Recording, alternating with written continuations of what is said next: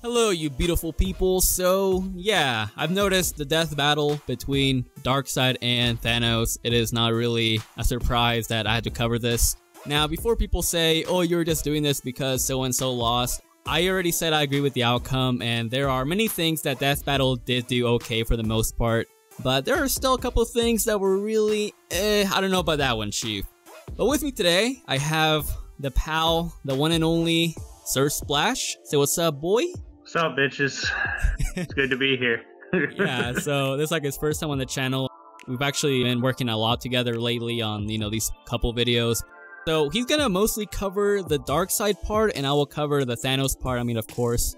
Okay, so there are many things that these guys kinda, screwed up on. So what do you think we should start off with first? First thing we gotta get out of the way, you kind of touched on it, is that there is no way in hell Thanos is beating true form Darkseid. Yeah. As much as it hurts me, yes, I have to admit that it's not gonna happen.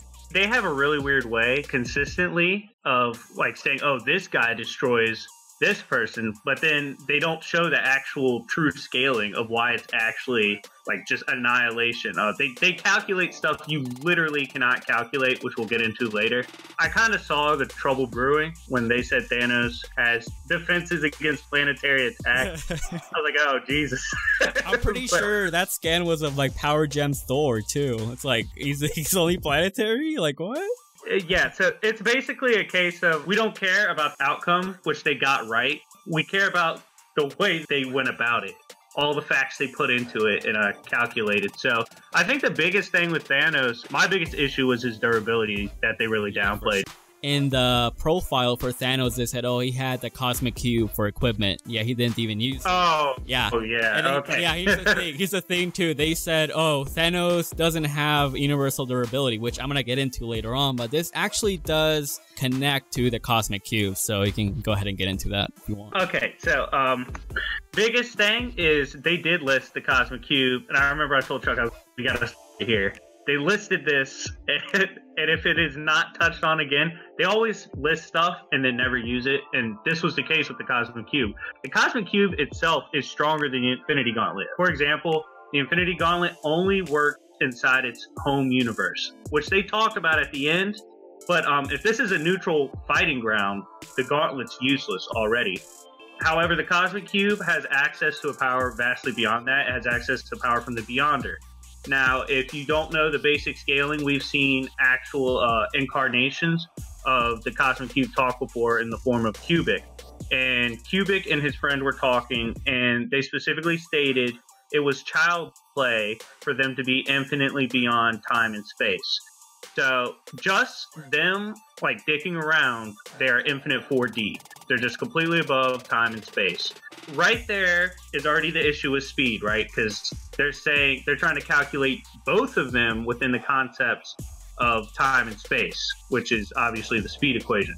With just that access alone is pretty much only limited by your mindset. So let's say I have the Cosmic Cube. I'm pretty simple-minded. I'm probably only going to be like town level and attack potency. Someone like Thanos gets the Cosmic Cube, he actually became a universe. Thanos was chilling as the universe with the Cosmic Cube, and he pretty much gave it up because he got bored. So the fact that they neglected to touch that at all is a huge issue for me. Yeah, and like the Cosmic Cube, when Thanos became the universe, I guess you could say it's kind of like how Mugen Zamasu like appeared, how he became the universe and then eventually became the timeline, so it's kind of like that. So if Thanos has the Cosmic Cube, he would have, omnipresence on that universal scale. So speed would be really irrelevant when he is already the whole thing altogether, right? And then Thanos recently is, he became a lot more powerful. He became way more powerful than Cosmic Cube Thanos and even Infinity Gauntlet Thanos, as I'm gonna get into later on, but you guys get the gist that they really downplayed him right here, and they like ignored the Cosmic Cube. But now let's get into the speed part. How did they fuck up really hardcore for both Thanos and Darkseid? Okay, so in ScrewAttack's defense, they've never gotten this right. Basically, there's different forms of scaling for speed. When you have someone like Darkseid who is literally above the concept of time and space, and speed itself he has something called irrelevant speed. Now, there's levels to speed scaling. There's infinite speed, in which one part of the equation is infinite. There's inaccessible speed, where like time, let's say time doesn't exist. Something like stopped time. Or a timeless void as well. Yeah, if you can move in a place without it, you have inaccessible. Immeasurable means you are not limited by time. For example, your boy Silver Surfer literally flying so fast, he's going back in time. That's an example of immeasurable speed. Darkseid is so fast that speed's irrelevant. You don't even need to talk about his speed. It's like, you can't get any faster than beyond the concept of speed itself, like, basically, is what we're trying to say here. And then that's a big issue for Thanos fighting Darkseid. Because then it gets speed blitz really hardcore. Yeah, hard as shit. So for those that have been on this channel for a while, you might already know immeasurable speed. I've already mentioned it with Thor and the Silver Surfer. They have both, you know, fought each other many times. They have both traveled through time by simply, you know, going really fast. And Thanos has beaten the fuck out of them. So even though Thanos cannot travel through time by speed alone, he can combat people who can, so he would scale to that. But even then, I don't think he's gonna be able to keep up with Darkseid, to be honest. But either way, they still got it wrong because they're not using, you know, I guess you could say new meta levels of speed. Okay, now for the durability, that is where I was like, Jesus, bro, the Thanos downplayed is hurting me. So they said that universal, you know, stuff is like way too much for him, even though he has many feats and also a lot of scaling to back up that he is way beyond universal, even in base, without any like cosmic cubes, without any infinity stones, without any gauntlets, anything like that. Okay, so in Infinity Finale, which came out a couple years ago, we had Thanos actually tank like several attacks from a weapon that killed the Celestials and also Galactus, and those guys are way above the Skyfathers like Odin and Zeus, who are like casually multiversal, like low mid multiversal, maybe even higher if you really want to wank them. But even so, even the lowest of Celestials are like infinitely higher than the Skyfathers. Okay, so then in Thanos Wins, Old King Thanos literally one-shotted Galactus, who was preparing for a long-ass time, and then he proceeded to kill Infinity, the Living Tribunal, basically all of the cosmic entities, right? And these guys can easily be, you know, complex multiversal, perhaps even hyperversal, even in their M-body state. So even though Thanos didn't kill like their true form or like their whole self, right? He still killed one of their, you know, M-bodies, and that is like a really hard thing to do. You know, even Infinity Gauntlet like Thanos couldn't even do shit to Living Tribunal, yet we have King Thanos without it killing the Living Tribunal. So he clearly became much more powerful than Cosmic Cube Thanos and also Infinity Gauntlet Thanos, and then you can scale him out from there. So for the casual comic book reader, most people know, based on either the comic books, Mr. Impidalic from DC Comics, the fifth dimensional imp that just loves messing with Superman. To give you a perspective on how strong and how durable Thanos would be, this fifth dimensional imp was able to, just messing around, threaten to destroy every multiverse in DC. Now, the reason that's relevant for Thanos and Marvel is because Cubic, as I mentioned before, was at least infinite 4D, and he stated that he was transcended multiple times by even the lowest no-name Celestials. So they would at least be complex multiversal, 60 and up. Just the fact that Thanos is tanking shots from a weapon that bodied Celestials makes his durability at least complex multiversal. And so that's before that is that's Thanos chilling. Like I don't know where they started getting into. Oh, he could take a star level attack, sure. Oh my god! But oh my god, yeah. Star level? That's crazy. So when you take a look at some of the stuff with just basic attack potency for Thanos, in one of his stories, as mentioned by Chuck, he was able to kill the M-body of Living Tribunal. This M-body pulled up on a fight between Doctor Strange and Zom. Let me tell you how like ridiculous their power was. So you have Eternity and Dormammu, both of them casually multiversal. Both of them peed themselves when Zom came back. Basically, millennia before, they teamed up, surprised Zom, and just barely sealed him away. He came back ready to fight, and they're like, hell no, we're not doing this. Doctor Strange, being the chat he is like, yo, hold my beer real quick. So he starts fighting Zom, who is clearly well above Eternity and Dormammu.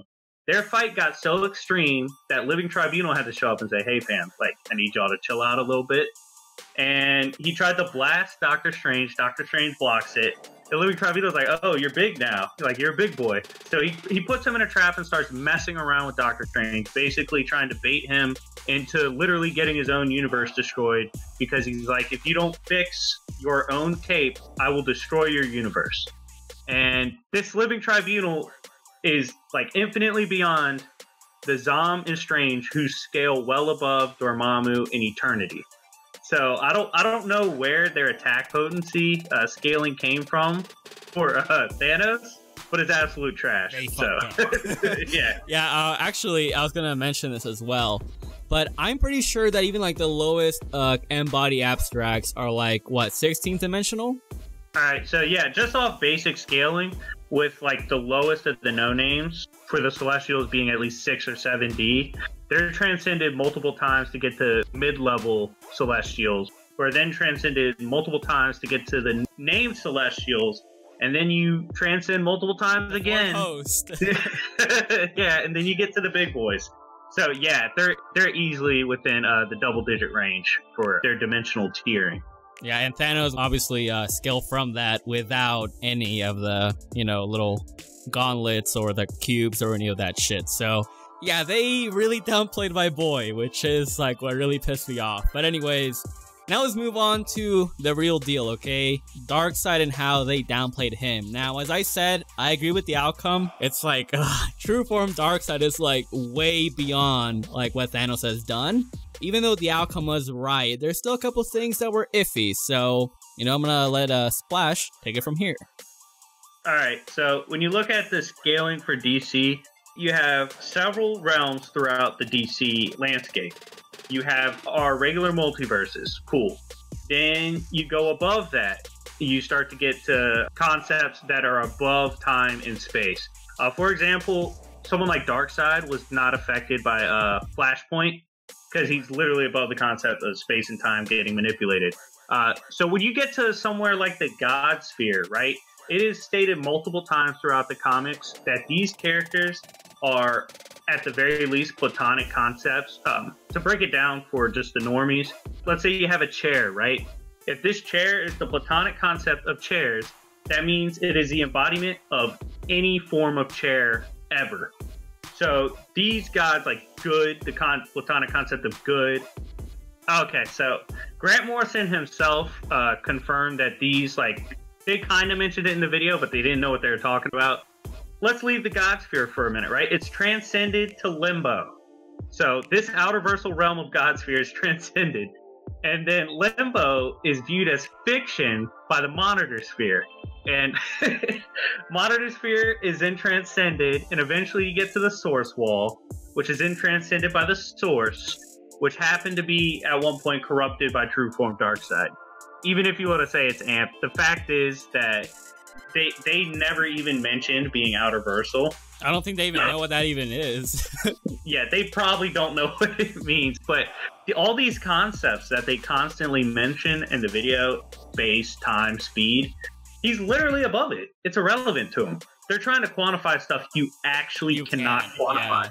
So outerversal is kind of like you exist outside of all dimensions altogether, that concept of dimension. So even if you have a being that is like infinite dimensional or beyond infinite dimensional, they are still bound by dimension. So it doesn't matter. They're still like bound by concept, and outerversal characters can usually be like not be bound by any concept. So Darkseid is on a much higher level of reality than Thanos would even fathom.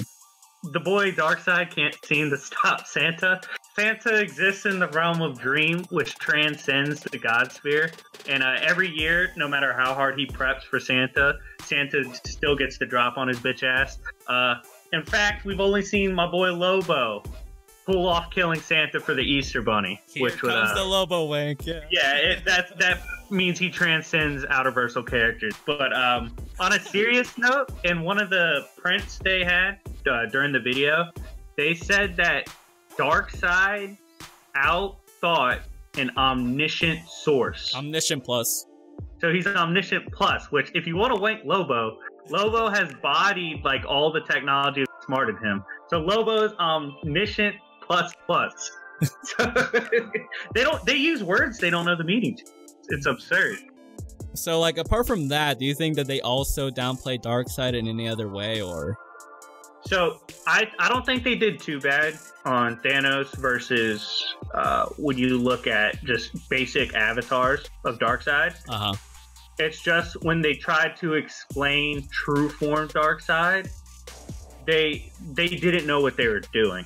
It was way out of their league. Even with all the researchers they have, I guess the researchers can't read comic books because the scaling is literally in the comic books. So I don't know how they messed it up, but they tried to quantify traveling to the source wall, and they thought using a big ass number was going to get by on us. Like, oh, that's a big number. They know what they're talking about. It's so impressive. It's like you don't even need a number; you just can't quantify it.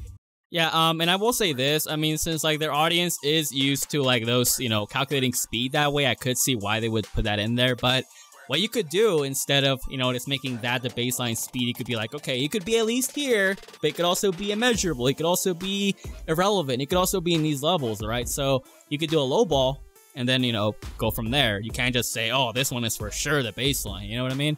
But now, regarding the fight, I thought it was pretty cool. The taxi shit was really concerning because that was like, a big deal. I don't know, like they were like throwing cars at each other. It's like, bro. They were throwing planets. It's like, that is not gonna hurt them in any way. But other than that, I think that this has been debunked, and Splash and I will do our own Thanos versus Darkseid video in the future. We're gonna go balls deep in that. Also, Splash, you can go ahead and do your little plug in there. But thank you guys so much for watching. I appreciate it, and sub to my boy Splash. He's been helping out a lot. I've been killing some of your favorite YouTubers. They're trash, but I know, like, yo, this boy has been killing YouTubers like Gore has been killing gods, bro. That's what he's been doing. Yeah. So on a serious note, I published my first book last week. Welcome to Oblivion. It's my first time ever publishing, so I'm very excited about it. Only $2.99 on Amazon. Read it in browser, or read it on your phone. It doesn't matter. I'd really appreciate it if y'all could show support. So yeah, Chuck, thank you for having me and letting me plug my shit. Once again, thanks for watching, and I'll catch you thoughties next time. Peace out.